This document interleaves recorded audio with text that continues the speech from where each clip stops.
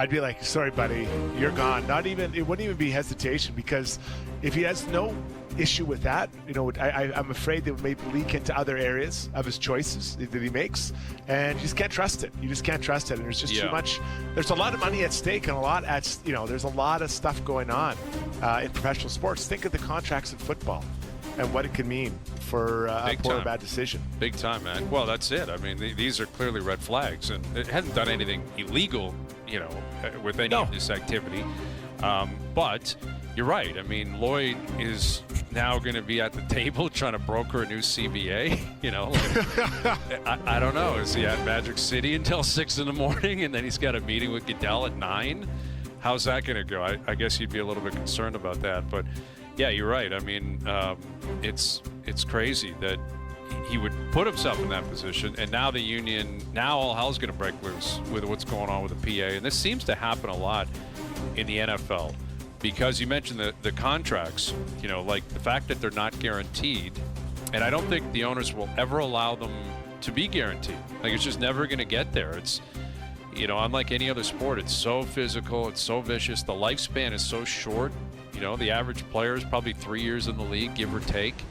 And yes, we focus on the guys who make a lot of money, like TJ Watt yesterday made a fortune, right? He's making like $41 million guaranteed a year or whatever it is. Highest paid non-quarterback in NFL history. Worthy of that, deserving of that. But the 53rd guy on the roster in Pittsburgh who's, running down the field for punt returns, that guy's not, he's making $800,000, and he's probably going to be working somewhere else in a year or two. So yeah, the union, it's a wild scene. It's a wild scene, and this reporting is it's just going to get going. It's courtesy of ESPN and Don Von Natta and another reporter. But you knew we were starting to show this one. They're digging now, big time. Now that they have smell a little bit of blood, they're going to go find stories, and there'll be other. Like I said, this isn't the only one. There'll be other things, and they're going to unravel this thing. I think that initially the whole thing at the Coldplay show was probably more dramatic, but this, I think, as it unfolds, will probably take the lead from our friends at the Coldplay concert. I think you're right. I mean, I think, again, Lloyd Howell Jr. has now resigned, and now, I don't think he's going to get a third strike, Jonas, if you're indicating that he was up to something in his previous stop. I don't think the next union's going to look over this one and say, we'll give you another shot. You know what? Bygones be bygones. Lloyd Howell Jr.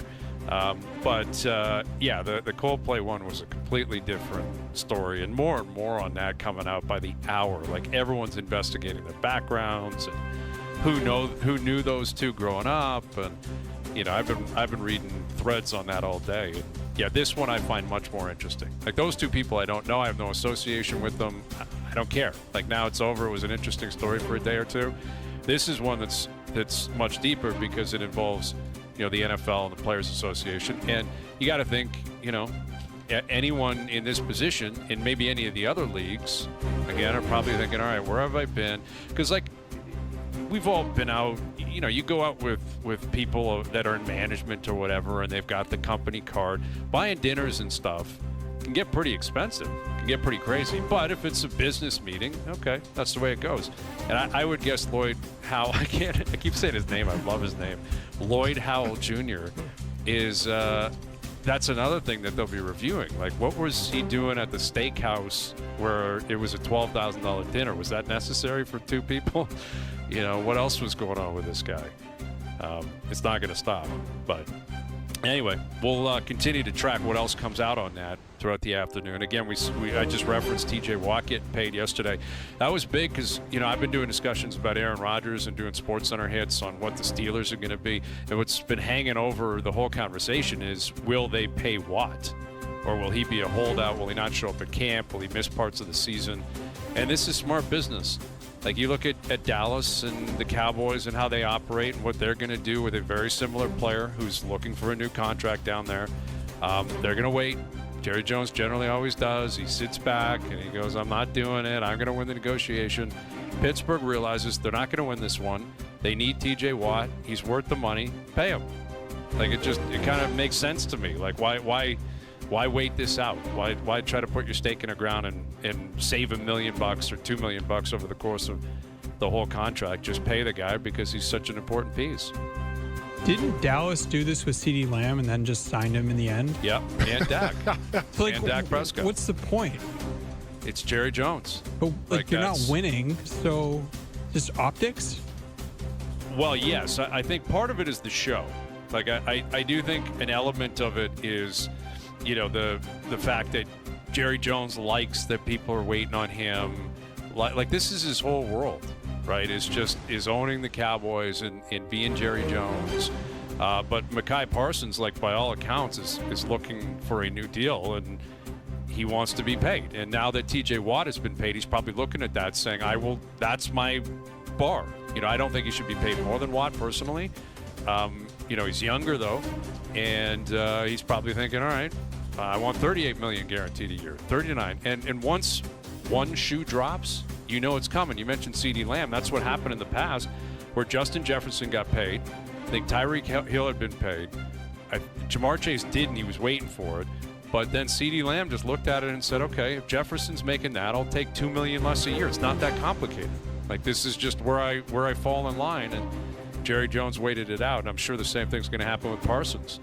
He's just going to wait it out because then everyone's talking about Jerry and the Cowboys. And if he can create a circus, he'll create a circus. Yeah, and I get it. I think Micah Parsons is a really good player, but it's interesting you talk about the non-guaranteed contracts, and we're seeing, I think, in the last couple of years, teams moving towards fully guaranteed for some players. Deshaun Watson, I think, was one. This one with TJ Watt, like they're getting a lot closer than they used to be. So I wonder if we don't get at some point in this league where top players are getting, if not the whole contract guaranteed, most of it, and then it kind of funnels through all the way to the bottom guy who's not guaranteed at all, because that really, what's there left to negotiate for a top player? If you know the money, I think it's that percentage of guaranteed money, which is Yep. ultimately your biggest thing you want to negotiate. That's what matters, certainly for the players, and it matters for the contract and the cap hits. And like the NFL contracts are complicated.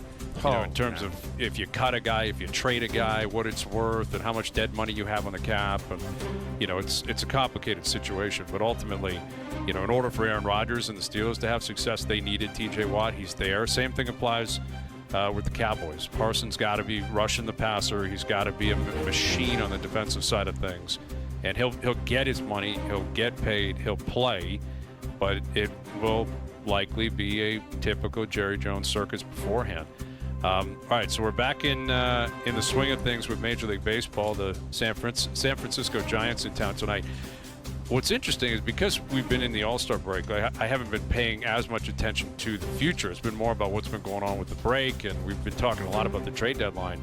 But I think there's a good chance this is the last time we see Justin Verlander pitch in Toronto tonight, who's on the mound for the Giants. And he hasn't had a great statistical year. He doesn't have a great record. I think he's 0-7. Does he have a win? No, yet, he doesn't. still? He's 0-7. His numbers aren't horrendous. He's got like a mid to low 4 ERA, but he's still Verlander. Like he's got the moxie. He's got the aura. He has obviously dominated the Blue Jays many, many times throughout his career.